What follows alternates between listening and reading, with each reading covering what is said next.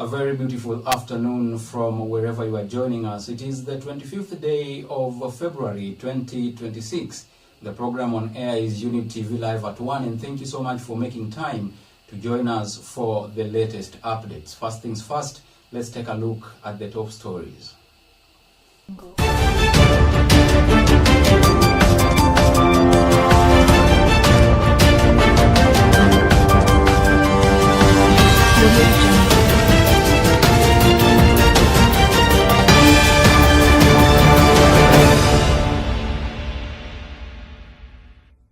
That National Treasury should be asked on how they are ensuring that the system works or supports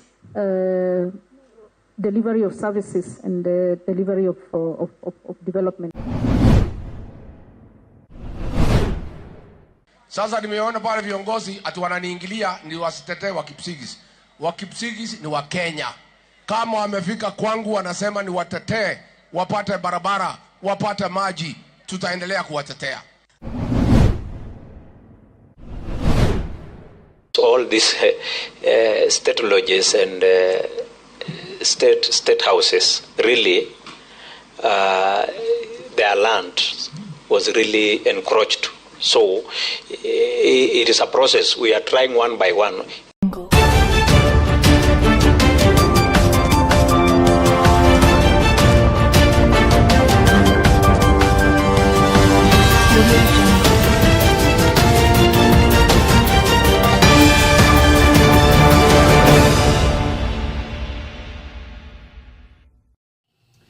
The bulletin begins right now. My name is Alphonce. Ouma.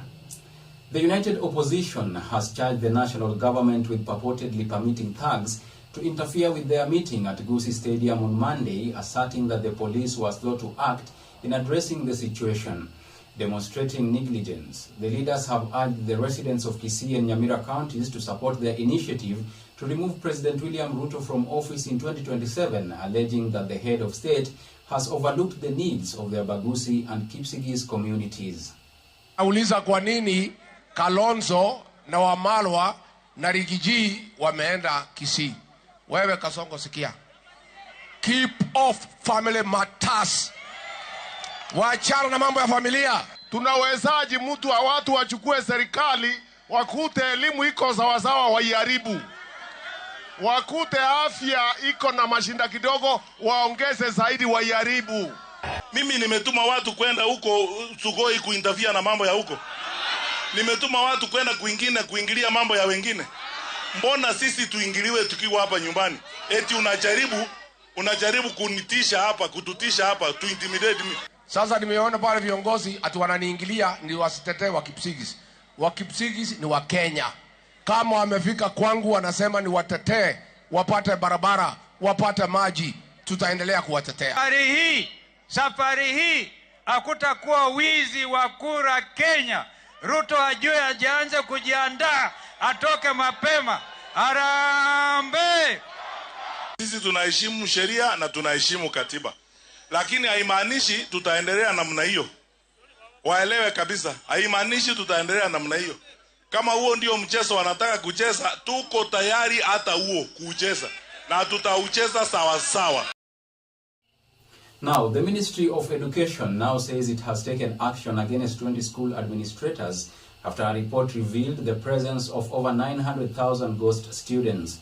Speaking before the Parliamentary Committee on Education, Basic Education Principal Secretary Dr. Julius Bitok said that some officials in the Ministry of Education have also been taken into action.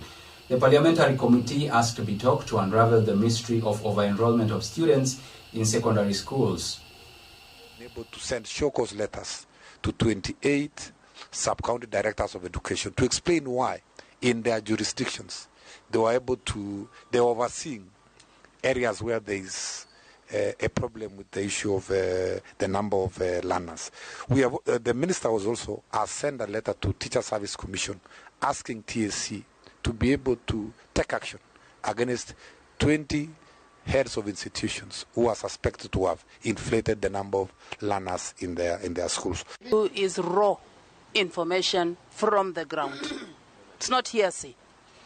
And two, you cannot have one school having 800 and the neighboring school with only 10 or 2 students. And yet we have TSC teachers there being paid to do nothing. The former national schools are the ones who are attracting more than 50,000 students. That is where the pressure was. And that is where the big challenge is. And we are requesting the committee that we can have a national conversation on this issue. The policy, and we are very firm on this, Honorable Chair, is that we are going to give them the same number they received. State House Controller Kato Olemetito has disclosed that the land associated with numerous state houses and lodges has been appropriated by land grabbers. During his appearance before the National Assembly Committee on Administration and Internal Security, Kato informed the lawmakers that they have successfully reclaimed 100 acres in Kakamega, with their subsequent focus directed towards Nakuru and Kisumu. Additionally, legislators expressed their concerns regarding the erection of multi-story buildings adjacent to State House and the state lodges, which they believe present a security risk. So all these state lodges and state houses, really, their land was really encroached. So it is a process. We are trying one by one. Even the Eldoret, before we did it, we had to, repossess from the, was it the club? Yeah. Yes. We went to Kisumu. Despite some, of course, renovation that has taken place, there was a lot of land dispute. It is being said that part of the State House or State Lodge in Kisumu has been taken up by county government. Actually, one house was being occupied by a nominated MCA. Actually, we reclaimed 100 acres for Kakamega State Lodge.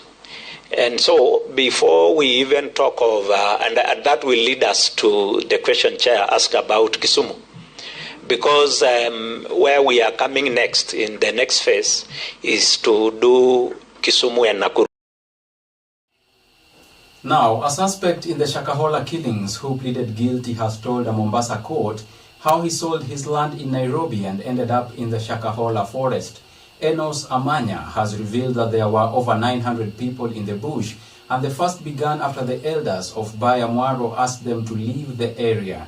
Amaya could not control himself as he told the court how his children died. Amaya had earlier entered into a plea bargain agreement with the state. Utatoka, basi mgoje sisi tukifika wakati wetu tutawavamia. Alipokuja akasema sisi hatutakubali tungojee kuvamiwa. Sasa sisi tuanze kufunga. Watu waanze kufunga waende kwa Yesu. Juu wale wakati wataamua kuja kutuvamia ama kututoa hapa, tuwe tumefika kwa Yesu, wakuta hakuna mtu, tuwe sote tumeenda kwa Yesu. Alikasirika akatoka mkutano akasema, Makenzi wewe ni muuaji kabisa. Unataka kuua watu, kazi yako ni kuua watu. Kwa hivyo sisi hatutaki mambo yako kabisa. Hatutakubali watoto wote wakufe namna hivyo. Na hatutajiua. Basi wakakasirika akaenda nyumbani. Baada siku 2-3 walilete gari ya Nissan, wakapaki vitu na kwenda. Alisema kwanza wale ambao hawana chakula, hawameishiwa kabisa, hao waanze kufunga. Ukiishiwa usiombe mtu chakula, wewe kaa kwako. Kama Yesu hatalete chakula, ukikufa si dhambi. Now, the Auditor General Nancy Gathungu and the Treasury Cabinet Secretary John Mbadi had a disagreement regarding the effectiveness of the Electronic Government Procurement EPG during their appearance before the Parliamentary Committees on Budget and Finance. Gathungu criticized the system for causing procurement delays, sluggish project initiations, sufficient fund utilization, and an increase in outstanding bills. In contrast, CS Mbadi defended the system, asserting that it is both credible and progressive. If we are not able to procure as much as we can based on the budget that you appropriated for all these entities, then it means we don't deliver on development and we don't deliver on service delivery collectively as government agencies. The Auditor General also on how they are ensuring that the system works or supports delivery of services and the delivery of development. Moving the next financial year, I don't think there will be any excuse on the e-procurement. And I want to request Auditor General to go and audit entities which are not using e-procurement and report that as a violation of the law. I hope they are not giving excuses on behalf of procuring entities. Sale of the assets may also mean that at the point in the future, there may be no more assets to sell. In other words, future generations will be overburdened by the current decisions, contrary to the principles of public finance and Article 201C on equitable sharing of the burdens and benefits of the use of resources and public borrowing between present and future generations.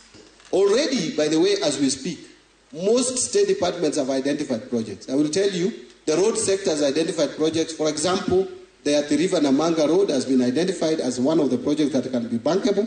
There is this Thika Superhighway.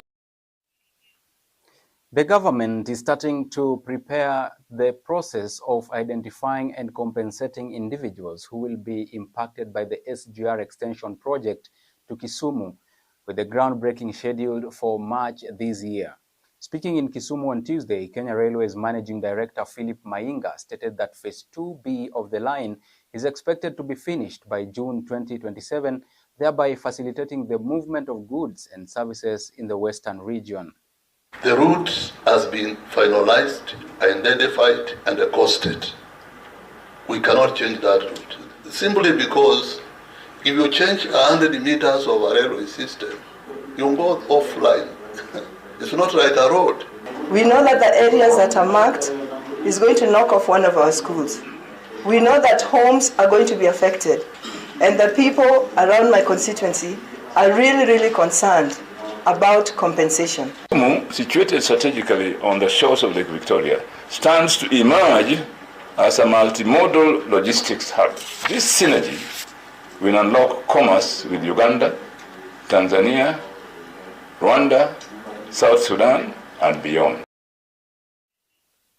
Well, that's all we had lined up for you this 25th day of February 2026. Thank you so much for choosing to stay with us and for choosing to watch the best youth television network in East and Central Africa. My name is Alphonce Ouma.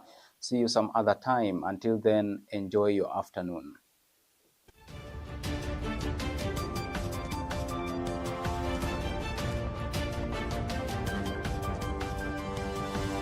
Thank you.